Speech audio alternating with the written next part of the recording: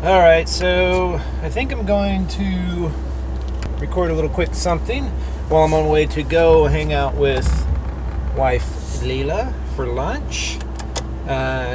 So I thought I'd do a little quick audio recording about how my organizational project, which is basically a timeline, a digital timeline I've been doing. If you followed me over the years, you know what I do.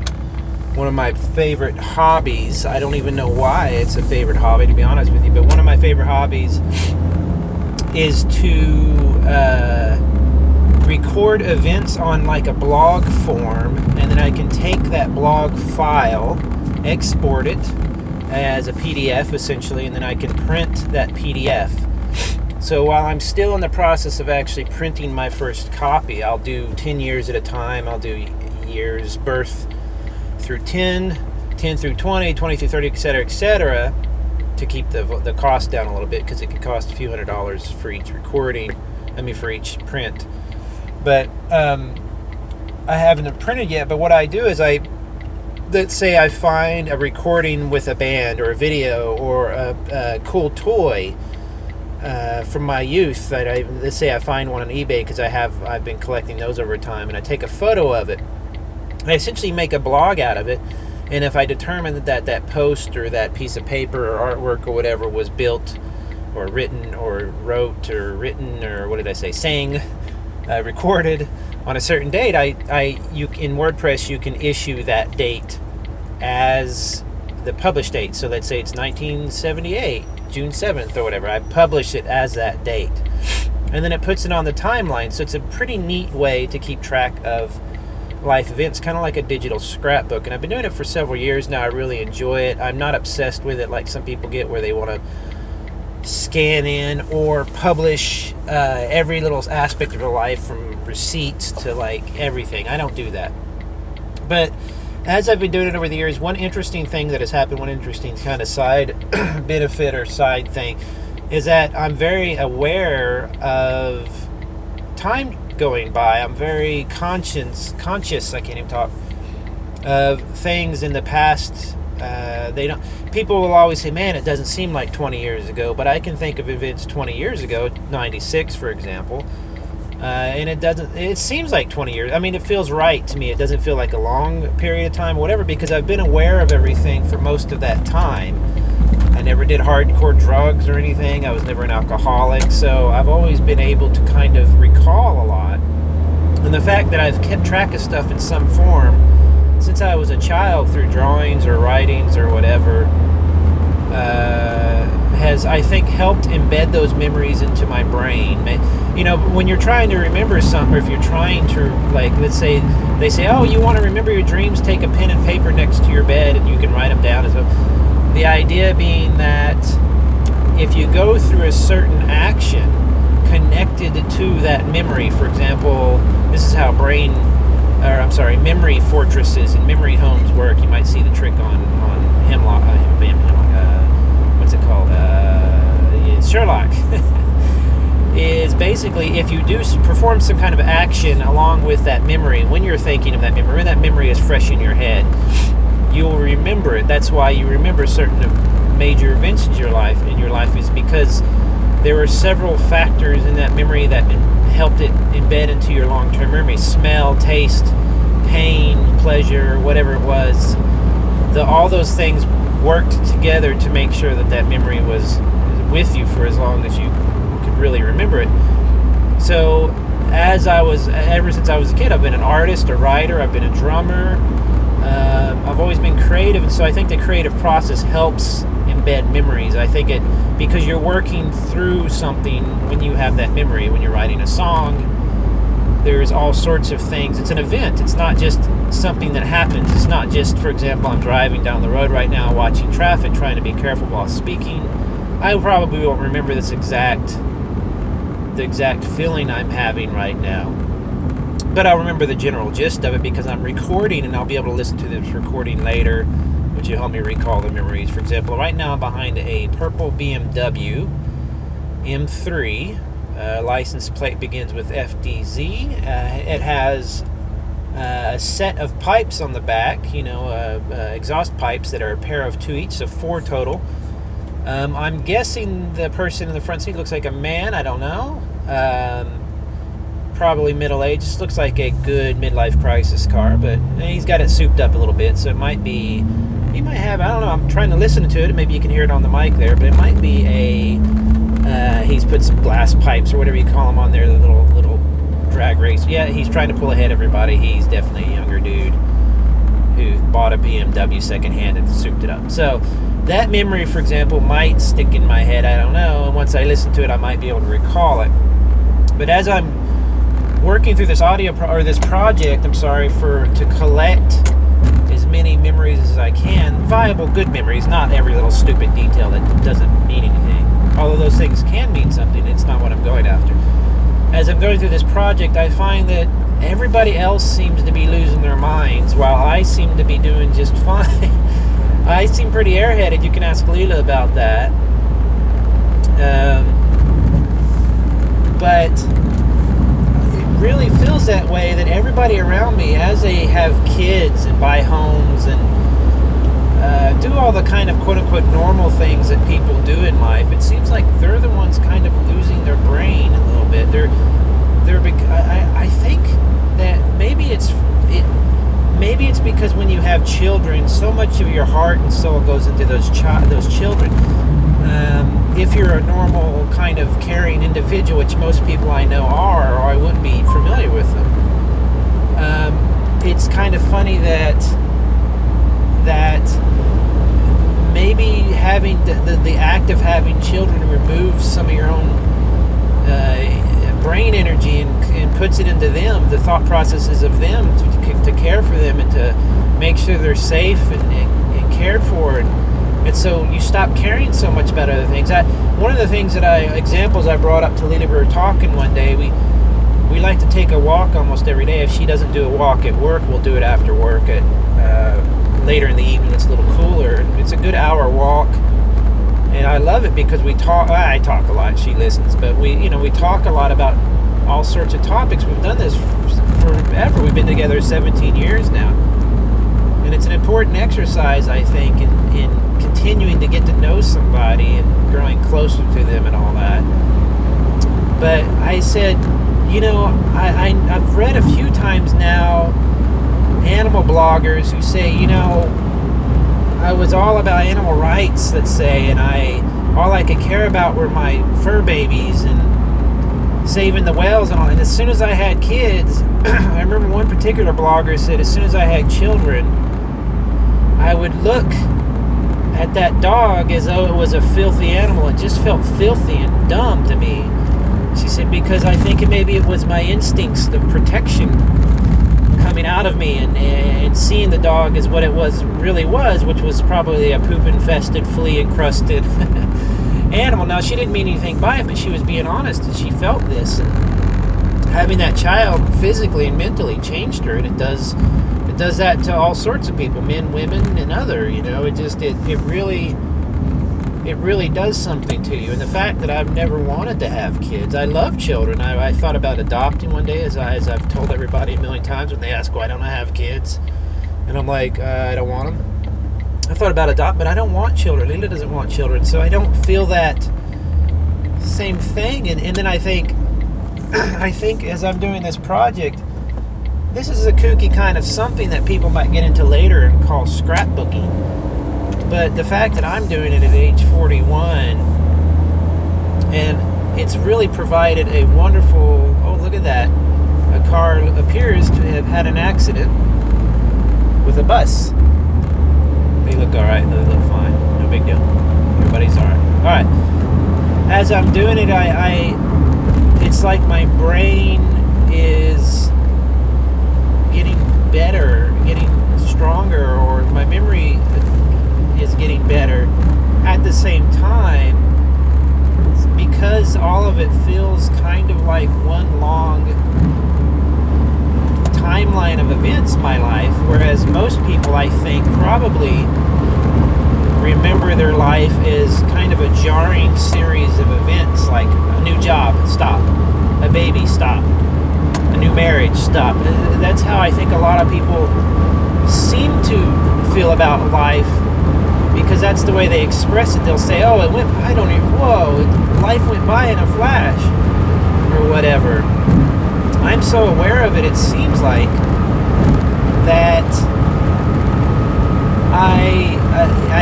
it's while my brain seems to be getting stronger and better, and I seem to be getting more capable of recalling details and working through memories, I also seem to be getting a little bit more confused here and there. I'll forget words, just point blank will forget a word. The other day it was secondary. The word secondary was very important to me that day. I was using it for work, and I needed to know the word secondary as a reminder. I even put a little stick-it note on my computer, and I kept having problems remembering secondary. It would come to the moment when I had to remember secondary, and my brain would just stop, and I'd say, look, I just remembered this word. I just wrote it down. And so I started trying to memorize airy, A-R-Y, instead, so it would have kind of a funny ring to it, and in this process I worked through the process of memorizing secondary, what it was used for in my job, how I was to access it, how I used a shortcut on the computer, what the shortcut was. So when I forget a word, or I seem to blank out on a word like that, which I think anybody, that happens to most people as they get in their 40s, or what I hear, I don't know. As I worked through the process to remember that, the frustration of not being able to remember such a basic thing, it actually helped reinforce the memory and reinforce the memorization, the word, the brain stuff, the electricity in my brain that needed to work in a certain way, the chemicals that needed to react in a certain way to remember that particular word. So I guess what I'm trying to say is that my timeline thing that I've been working on over several years either has worked to increase my memory or make me stronger brain-wise, to make me smarter, to make me more sharper, as a writer, as a person who likes to think about things and to talk about things on podcasts and stuff. Well, on one hand, it seems to have done that. On the other hand, I can't tell if it's become more important or more of a neat experiment to me because my brain is changing as I get older. I don't know. And getting older is another thing that I've seen people debate over or talk about as though it's guaranteed to happen in the same way for everybody. I hear the same people say, well, I'm 48 now, or I'm 56, or I'm 32, or whatever it is, so at this stage I am this. And it's like you realize that every human, while there are definitely some consistencies in how you age, typically, like around 80 you might start seeing this, or around 60 or whatever, 20, while there are some consistencies, everybody is different. Your diet is different, your nutritional makeup, how you deal with stress. Every human being on the planet is different. Some of them, have had a horrible lot in life and have had to deal with amazing amounts of stress. They've shown that people who have dealt with amazing amounts of stress, like people in, let's say, a war-torn country, children and stuff like that, will be stunted. Their growth might be stunted a bit.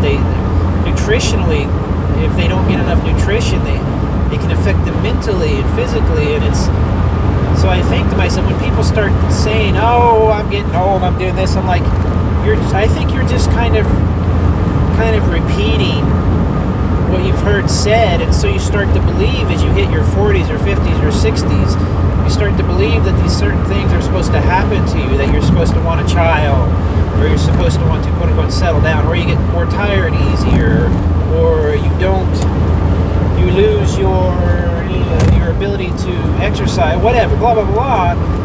And then you realize, well, a lot of that is just what they've been saying, and while a lot of it is true, it's scientifically true, it's sort of like how we as humans have become faster. We've been able to finish, the 100-yard dash, and say faster and faster over the year, and they say it's because once one human breaks a record, the next human sees that record and knows where to go to break it.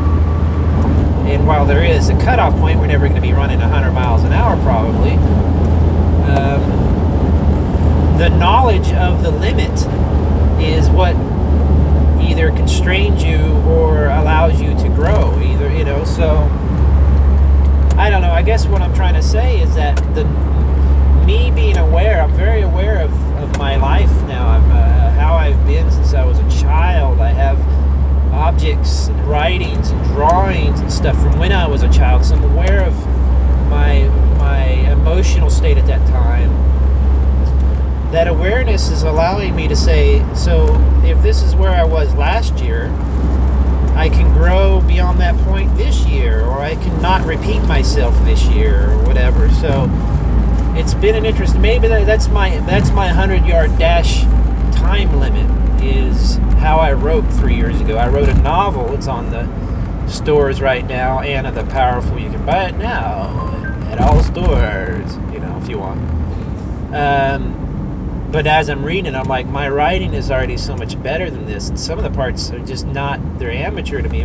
Some people might like it, but so it's been really interesting keeping track of everything. And I feel bad for people who are having a life and don't have the ability, or forget to, or don't care enough to keep track of it in some way, because one day when you are 80 years old, or you're 90 or whatever, and you're on your deathbed, or you're getting older or whatever, you might want to look back on it and just enjoy the fact that you were privileged enough to not only exist in a pretty interesting time. I think this is a very interesting time where the internet's opening up the world to everybody. We're space exploration. We're right on the cusp of doing some interesting stuff with that. Robotics is getting interesting. AI. The world is becoming more conscious of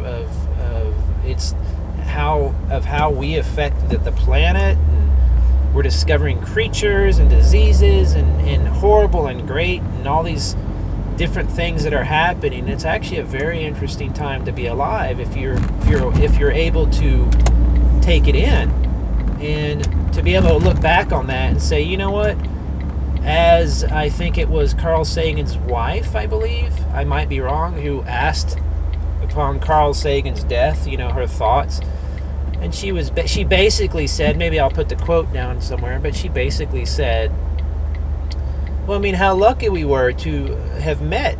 We survived the universe trying to kill us in all its ways. We didn't, childhood diseases, and we could have been born into a poor, whatever, all these circumstances. They survived and then met, fell in love. What are the odds of that? And had a wonderful life together. So she wasn't poo-pooing or getting, oh, life sucks because you die and because time passes on. She was very kind of, it seemed to me, and that she was kind of felt good to be so privileged in her life, and that's how I feel. But it helps to be able to look back on my past life with documentation, because you're not necessarily going to remember exactly all that stuff, but with documentation to help jog the memories, it helps to have that and look back on it and say, I've come a long way, or I've seen some interesting things. I'm just one person out of billions. But we've all seen some interesting things, and it's neat to be able to verify that with a picture or a poem or a song, or sitting in traffic while waiting to turn. I can't stand Austin's traffic. Other than that, I love the city. So I'm getting ready to grab Leela. We're going to go to lunch at Blue Baker, probably. Blue Baker is a fantastic place to eat lunch. It's literally a bakery with sandwiches and stuff. It's fantastic. Good price. And then I'm going to go on to the hobby store to Half Price Books. I love my day off because I can just enjoy the fact that I'm able to get around and to explore the city and So, and then Saturday I'll be up with my wife, Lita. We're going to go have brunch, spend the day together, which I absolutely love, have great conversation, listen to some music, watch a movie. So anyway, I'll probably fire off some more of these personal audio blogs over the weeks. You can listen to me at beau-hindman.com. You can follow me at Twitter at beau_hindman. And then my gaming podcast I've been doing over the last few years here and there is called Gamer Hangout. You can find it on beau-hindman.com, or just go to at beau_hindman or gamerhangoutshow.wordpress.com. And I'll talk to everybody later. All right, see ya. Bye-bye.